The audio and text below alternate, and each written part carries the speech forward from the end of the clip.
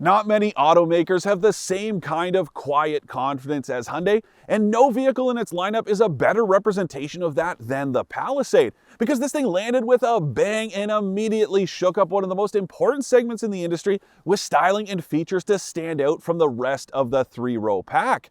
Fast forward a few years and Hyundai has updated the tech and the looks in order to keep the Palisade competitive, but it also whittled down the number of trims to just 3, and it increased the price in the process.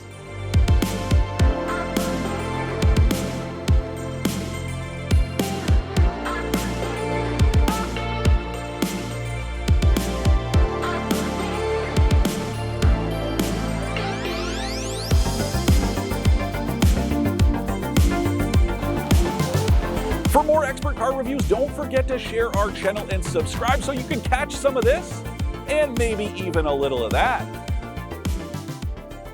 Look, that bit off the top about the pricing, it was more a statement of fact than a criticism, but I was a little shocked to see just how much more expensive the Palisade is now versus when it first came out. And even if you forget the base front-wheel drive version that I highly doubt many people bought, you could get one of these for about $42.5 before tax a few years ago. Now, the cheapest version, it's almost $50,000 before tax. And yes, a lot of that has to do with the way the lineup has been completely restructured. There are only 3 trims now, so that essential trim, it's gone. Nowadays, the old mid-grade trim, which was called the preferred, that's the entry level version. But even still, when you take a look at that versus when this thing came out, it's about $2,200 more. So quite a bit of an increase that isn't just justified by inflation. And the same applies with this ultimate calligraphy trim that I am driving. This is the top of the lineup. It's a couple grand more than it was when it first came out for the 2021 model year. And it is almost 60 grand, especially when you account for this $250 paint job. Regardless of trim, every paint color except white is $250. So this thing is creeping awfully close to 60 grand. That is a lot of money. And it's not necessarily that it doesn't feel worth it. It is just something to keep in mind, especially if you've been keeping an eye on the Palisade's price over the last few years. Well, the days of this being an outright value pick, those are definitely behind it. Now, jumping back to the base price again, that means this thing is more expensive to start than both the Toyota Highlander and the Honda Pilot it competes with. And those are kind of the most natural competitors, yes, as well as the Kia Telluride that shares all the same mechanical parts as this. But as far as direct competitors that have V6 engines under their hoods and standard all-wheel drive and can tow 5,000 pounds, that applies to all of them. And that means this thing is more expensive. Again, not that it isn't worth it, just something to note, especially when you take a look at that Highlander. It is the best seller in this segment. Dollar for dollar, this is actually the exact same starting price as the Ford Explorer as well. So another option to keep in mind, and we do have a review of that thing from last year. It is the hybrid version, but something to check out for sure if you are in the market for one of these kind of mid-size 3-row crossovers. Now, obviously, because I'm driving the top trim, that is the easiest one to talk about. And there is a lot of good stuff for the money, but there are also a few features that are missing. Now, there's no Wi-Fi hotspot like you can get in that Explorer. And that is a little bit of a disappointment for me in Canada. You know, this thing is a family hauler, something like Wi-Fi. It's gonna keep the kids distracted on a road trip. They can stream their favorite shows or movies.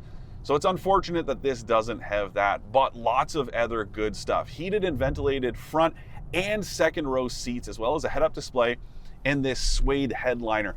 Definitely makes it feel upmarket, but there are a few things missing, like I said, one of which, there's no proper panoramic sunroof. Yes, there is that big fixed glass panel in the back, but the one up here, it's still that kind of regular size one that comes with all 3 trims.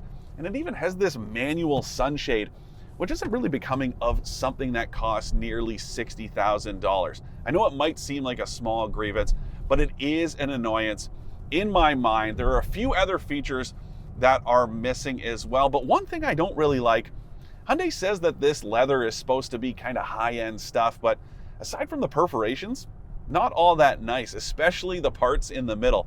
Those really kind of flat and smooth parts, it feels kind of cheap. But I will say these seats are comfortable. And in this top trim, another addition for this year, this has that ergo motion seat, whatever it's called. I refer to it as kind of pseudo massage. So there's a little button down here on the side of the seat with all the adjustments. And it has these little actuators in it to just kind of keep you, I don't know, refreshed and loose when you're out on a long trip. It definitely helps, especially when some of that pain starts to kick in my upper legs longer into drives. Just hit that button and off it goes.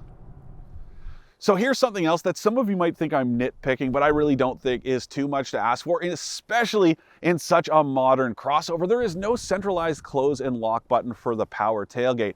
You have to close it here, but if you want to lock it, you've got to use the key fob or the buttons on the door handles. I'll also say this thing isn't that spacious compared to some of its rivals, especially in the third row. And I know I'm a big guy, but usually I can find a way to make myself fit. Even in that tiny Mercedes-Benz GLB class, I was able to fit in the way back, as my brother and I used to call it, when we were young without a problem. But here, I don't see how even 3 kids could sit across this back row in comfort. Anyway, as part of the changes for 2023, Hyundai updated the front end to give this thing more of a Lexus-like grille, which I don't think looks too bad at all. And just generally, I do think the Palisade wears its proportions well for such a large vehicle. Now, I am still a big believer in minivans for people who actually need all kinds of space, but I do think the Palisade makes good use of what it has. There's about 500 liters behind the third row seats, and something like 1,300 or so with them folded. Pretty standard for the segment. Not many offer that much more outside of the oversized Atlas, as well as that Buick Enclave that I reviewed not too long ago. But I think this thing looks just a little bit better. So if you don't really need to maximize the space in here, well, you should do just fine. Good use of space overall, especially with small item storage. Now, I'm not so crazy about this push button gear selector, and we'll get to that a little later on, but one thing it allows for is this pass through underneath the console. Just a little bit more storage. This bin is huge. Decent sized door pockets, although I can't even fit a standard sized water bottle. It's very awkward the way it pokes out. So something to keep in mind. That's long been a problem with Hyundai and Kia products that I don't really understand. But again, just something I want to point out to you guys. Something else that's really easy in here though, folding the rear seats. Now, every trim has these kind of quick release buttons on the shoulders of the second row seats and make it easier to climb into the third row. But then if you go with the urban trim or this ultimate calligraphy, you also get a power folding third row. And the buttons are in the back, which is exactly where you want them to be, because it means if you're loading this thing up and you realize that you don't quite have enough space to fit, I don't know, that big piece of outdoor furniture you're trying to tuck in the back, just hit those buttons and it'll fold either side of the seat for you. That is cool. And again, doesn't come in the cheapest trim, but the top 2 trims, the urban and the ultimate calligraphy, both have that feature. And there's lots of other good stuff that's standard. You get heated first and second row seats and a heated steering wheel in all 3 trims, as well as this massive 12.3 inch touchscreen. There's also a tow mode for this year. So there's this button over here by my knee, select that, and then you can actually set how much weight you're pulling. So it's kind of like a light, medium, or a heavy load up to that maximum of 5,000 pounds.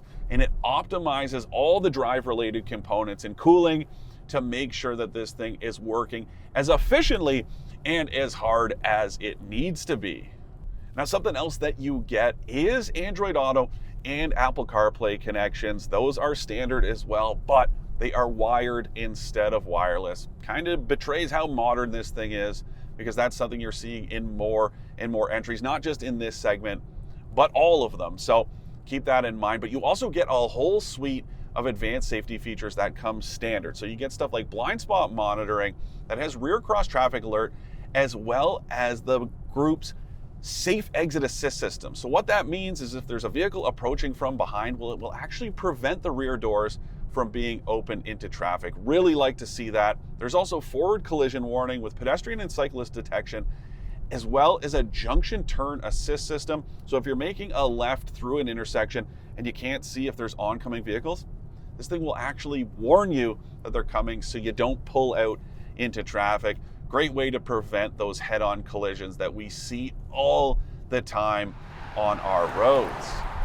And then of course you get lane keep assist as well as adaptive cruise control that works in stop and go traffic. And then if you go with the urban trim, well, you get Hyundai's highway drive assist system that'll automate some steering inputs, but you do have to keep both hands on the wheel. Very important note. Something else you get is the brand's blind view monitoring system. So it gives you a live look at either side of the vehicle right here in the instrument display when you activate the signal. Just that extra layer of peace of mind so you can see who's beside you before you change lanes. You're gonna make lots of friends on the commute that way. And then if you go with this ultimate calligraphy trim, well, you get an upgraded version of that highway driving assist that will automate lane changes. All you do is activate the signal and it will do the job. But I have to say, it doesn't play all that well with the rest of the system, because here's the problem. If it detects even the slightest bit of steering input, whether you're doing it intentionally or not, it will cancel those automated lane changes. But then if you just kind of feather the wheel to make sure you're not causing any problems, well, it'll warn you like crazy to keep both hands on the wheel. Very annoying. And yes, you can just shut that off, but then it kind of defeats the purpose of having it in the first place. I didn't really like that. Something else I didn't really like is the way the ignition stop-start system works with the auto brake hold. I like both of those because one cuts emissions more than it cuts fuel, let's be honest, but that is still really nice. And then the other one means that if you're stuck in traffic or you're waiting at a light, you can kind of give your foot a rest. Bring the vehicle to a complete stop, let your foot off the brake, and it'll keep the brakes engaged and keep your brake lights active.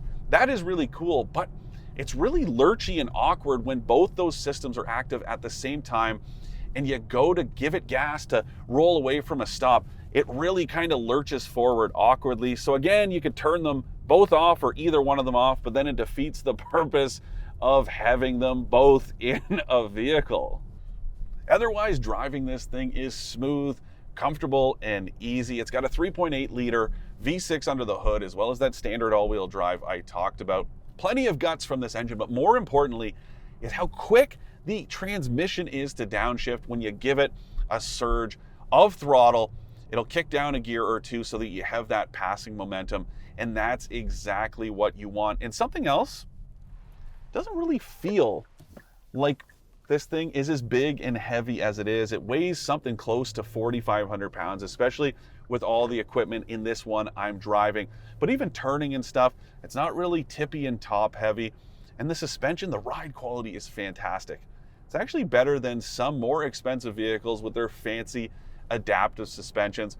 So I do really like driving it, though I will say it's not the most efficient entry in this segment, not just compared to turbocharged 4 cylinders, as well as some V6s. I think the Highlander and the Pilot are both more efficient than this thing officially, but then I've been doing better than the official rating this week without too much effort. I do have it in eco mode. It's nice that you have these selectable drive modes, but otherwise, this thing is just easy to drive. It's exactly what you want in a family hauler like this, especially from behind the wheel. To recap, I like the Palisade's smooth ride even with its standard 20-inch wheels, the good features across its simplified lineup, and how well it wears its proportions. I don't like how tight the third row is, some of the simple stuff it's missing, or how expensive the starting price is these days. Look, it's not as if the Palisade's asking price is totally unreasonable when you consider all the stuff it comes with, although I do think it's missing a few features that would help put it over the top, like a Wi-Fi hotspot, better leather upholstery, and a proper panoramic sunroof. But the bigger problem really is packaging, because getting rid of a true entry-level trim means making a big financial leap if you want to park one in your driveway. And Hyundai Canada told me it got rid of that essential trim because the take rate was so low, but I still see it as a good way to get over the mental hurdle of the price before putting a more expensive one on your shopping list. But the good news is, if you can get over that mental hurdle, this thing still does everything it needs to, and it does it all well enough to deliver strong value in a crowded field of 3 rows.